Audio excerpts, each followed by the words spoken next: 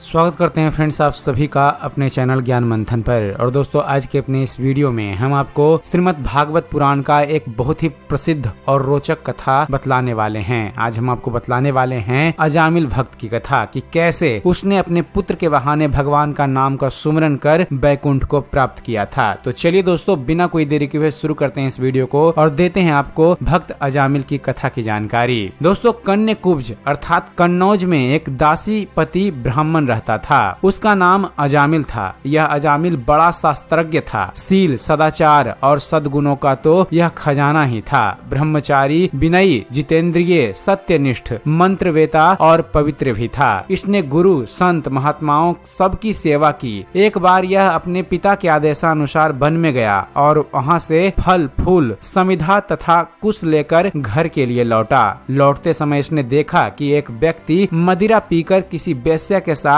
विहार कर रहा है। वेश्या भी शराब पीकर मतवाली हो रही है। अजामिल ने पाप किया नहीं, केवल आंखों से देखा और काम के बस हो गया। अजामिल ने अपने मन को रोकने की बहुत कोशिश की लेकिन वह नाकाम रहा। अब यह मन ही मन उसी वेश्या का चिंतन करने लगा और अपने धर्म से विमुख हो गया। दोस्तों अजामिल सुंदर सुंदर वस्त्र, आभूषण आदि वस्तुएं जिनसे वह प्रसन्न होती ले आता। यहाँ तक कि इसने अपने पिता की सारी संपत्ति देकर भी उसी कुलटा को रिझाया। यह ब्राह्मण उसी प्रकार की चेष्टा करता जिससे वह वेश्या प्रसन्न हो। इस वेश्या के चक्कर में इसने अपने कुलीन नवयुवती और विवाहिता पत्नी का भी परित्याग कर दिया और उस वेश्या के साथ ही रहने लगा। इसने बहुत दिनों तक वेश्या के मल समान अपवित्र अन्न से अपना जीवन व्यतीत किया और अपना सारा जीवन ही पापमय कर लिया। यह कुबुद्धि न्याय से अन्याय से जैसे भी जहाँ कहीं भी धन मिलता वहीं से वह उठा लाता। उस वेश्या के बड़े कुटुंब का पालन करने में भी यह व्यस्त रहता।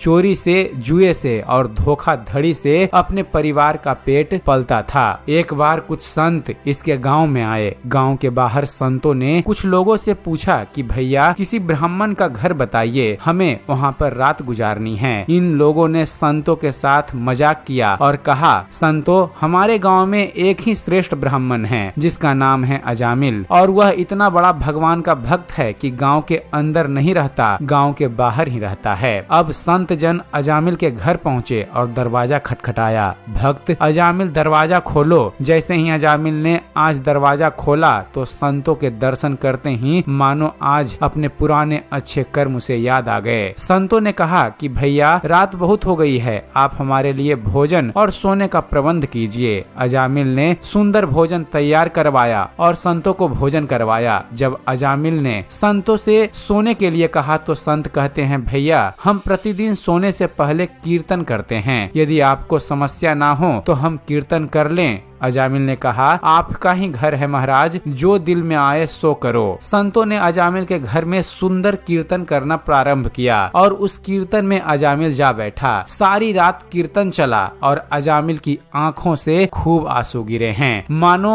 आज आंखों से आंसू नहीं पाप धुल गए हैं। सारी रात भगवान का नाम लिया गया। जब सुबह हुई संत जन चलने लगे तो अजामिल ने कहा, महात्माओं मुझे क्षमा कर दीजिए, मैं कोई भक्त वक्त नहीं हूँ, मैं तो एक महापापी हूँ। मैं वेश्या के साथ रहता हूँ और मुझे गांव से बाहर निकाल दिया गया है। केवल आपकी सेवा के लिए मैंने आपको भोजन करवाया, नहीं तो मुझसे बड़ा पापी और कोई नहीं है। संतों ने कहा, अरे अजामिल तूने ये बात हमें कल क्यों नहीं बताई, हम तेरे घर में रुकते ही नहीं। अब तूने हमें आश्रय दिया है तो चिंता मत कर। ये बता तेरे घर में कितने बालक हैं? अजामिल ने बता दिया कि महाराज 9 बच्चे हैं और अभी ये गर्भवती है। संतों ने कहा, अब के जो तेरे संतान होगी वह तेरा पुत्र होगा और तू उसका नाम नारायण रखना। जा तेरा कल्याण हो जाएगा। संत जन आशीर्वाद देकर चले गए। समय बीता, अजामिल को पुत्र हुआ, नाम रखा गया नारायण। अजामिल अपने नारायण पुत्र में बहुत आसक्त था। अजामिल ने अपना संपूर्ण हृदय अपने बच्चे नारायण को सौंप दिया था। हर समय अजामिल कहता था, नारायण भोजन कर लो, नारायण पानी पी लो, नारायण तुम्हारा खेलने का समय है, तुम खेल लो।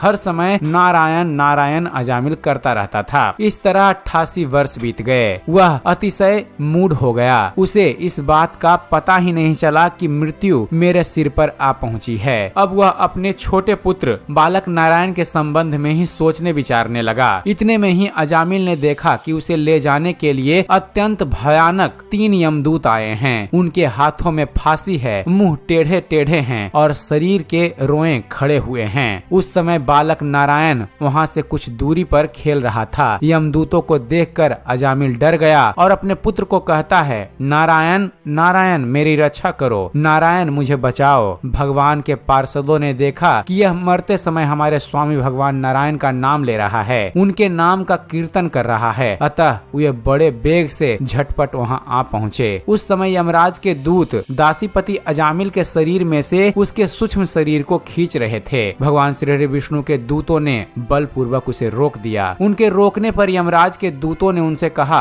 अरे धर्मराज की आज्ञा का निषेध करने वाले तुम लोग हो कौन? तुम किसके दूत हो? कहां से आए हो और इसे ले जाने से हमें क्यों रोक रहे हो? जब यमदूतों ने इस प्रकार कहा तब भगवान श्री नारायण की आज्ञाकारी पार्षदों ने हंसकर कहा, यमदूतों, यदि तुम लोग सचमुच धर्मराज के आज्ञाकारी हो तो हमें धर्म का लक्षण और धर्म का तत्व सुनाओ। दंड का पात्र कौन है? यमदूतों ने कहा, वेदों ने जिन कर्मों का विधान किया है वे धर्म हैं और जिनका निषेध किया है वे अधर्म हैं। वेद स्वयं भगवान के स्वरूप हैं, वे उनके स्वाभाविक श्वास प्रश्वास एवं स्वयं प्रकाश ज्ञान है, ऐसा हमने सुना है। पाप कर्म करने वाले सभी मनुष्य अपने अपने कर्मों के अनुसार दंडनीय होते हैं। भगवान के पार्षदों ने कहा, यमदूतों, यह बड़े आश्चर्य और खेद की बात है कि धर्मज्ञों की सभा में अधर्म प्रवेश कर रहा है, क्योंकि वहाँ निरपराध और अदंडनीय व्यक्तियों को व्यर्थ ही दंड दिया जाता है। यमदूतों, इसने कोटि कोटि जन्मों की पाप राशि को पूरा पूरा प्रायश्चित कर लिया है, क्योंकि इसने विवश होकर ही सही भगवान के परम कल्याणमय अर्थात मोक्षप्रद नाम का उच्चारण तो किया है। जिस समय इसने नारायण इन 4 अक्षरों का उच्चारण किया, उसी समय केवल उतने से ही इसके पाप के समस्त पापों का प्रायश्चित हो गया। चोर, शराबी, मित्रद्रोही, ब्रह्मघाती, गुरुपत्नी गामी, ऐसे लोगों का संसर्गी, स्त्री, राजा, पिता और गाय को मारने वाला, चाहे जैसा और चाहे जितना बड़ा पापी हो, सभी के लिए यही इतना ही सबसे बड़ा प्रायश्चित है कि भगवान के नामों का उच्चारण किया जाए, क्योंकि भगवान के नामों के उच्चारण से मनुष्य की बुद्धि भगवान के गुण, लीला और स्वरूप में रम जाती है और स्वयं भगवान की उसके प्रति आत्मीय बुद्धि हो जाती है। तुम लोग अजामिल को मत ले जाओ, इसने सारे पापों का प्रायश्चित कर लिया है, क्योंकि इसने मरते समय भगवान श्री नारायण नाम का उच्चारण किया है। इस प्रकार भगवान के पार्षदों ने भागवत धर्म का पूरा पूरा निर्णय सुना दिया और अजामिल को यमदूतों के पास से छुड़ाकर मृत्यु के मुख से बचा लिया। भगवान की महिमा सुनने से अजामिल के हृदय में शीघ्र ही भक्ति का उदय हो गया। अब उसे अपने पापों को याद करके बड़ा पश्चाताप होने लगा। अजामिल मन ही मन सोचने लगा, अरे मैं कैसा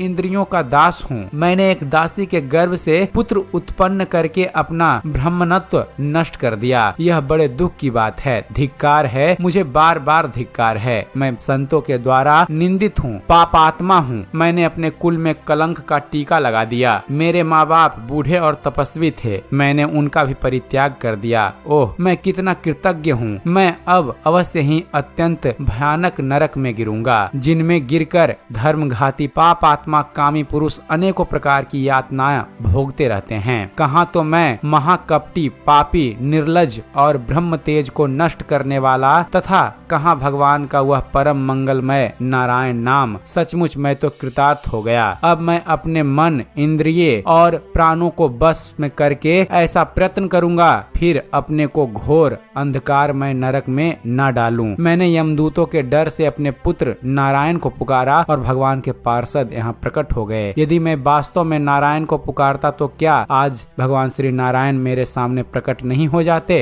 अब अजामिल के चित्त में संसार के प्रति तीव्र वैराग्य हो गया। वे सबसे संबंध और मोह को छोड़कर हरिद्वार चले गए। उस देव स्थान में जाकर वे भगवान के मंदिर में आसन पर बैठ गए और उन्होंने योग मार्ग का आश्रय लेकर अपने सारी इंद्रियों को विषयों से हटाकर मन में लीन कर लिया और मन को बुद्धि में मिला दिया। इसके बाद आत्मचिंतन के द्वारा उन्होंने बुद्धि को को विषयों से पृथक कर लिया तथा भगवान के धाम अनुभव स्वरूप पर ब्रह्म में जोड़ दिया। इस प्रकार जब अजामिल की बुद्धि त्रिगुणमयी प्राकृतिक से ऊपर उठकर भगवान के स्वरूप में स्थित हो गई, तब उन्होंने देखा कि उनके सामने वे ही चारों पार्षद जिन्हें उन्होंने पहले देखा था खड़े हैं। अजामिल ने सिर झुकाकर उन्हें नमस्कार किया। उनका दर्शन पाने के बाद उन्होंने उस तीर्थ स्थान में गंगा के तट पर अपना शरीर त्याग दिया और तत्काल भगवान के पार्षदों का स्वरूप प्राप्त कर लिया। अजामिल भगवान के पार्षदों के साथ स्वर्णमय विमान पर आरूढ़ होकर आकाश मार्ग से भगवान लक्ष्मीपति के निवास स्थान बैकुंठ को चले गए। तो दोस्तों, यह थी कथा श्रीमद् भागवत महापुराण से भक्त अजामिल की। उम्मीद करते हैं फ्रेंड्स आप सभी को हमारा यह वीडियो पसंद आया होगा। अगर वीडियो पसंद आया हो तो वीडियो को लाइक और शेयर करना ना भूलिएगा। और दोस्तों, ऐसे ही ज्ञानवर्धक वीडियो देखते रहने के लिए आप हमारे चैनल ज्ञान मंथन को सब्सक्राइब जरूर कीजिएगा। आप हमारे चैनल को सब्सक्राइब कीजिए और देखते रहिए, जानते रहिए। धन्यवाद। जय हिंद।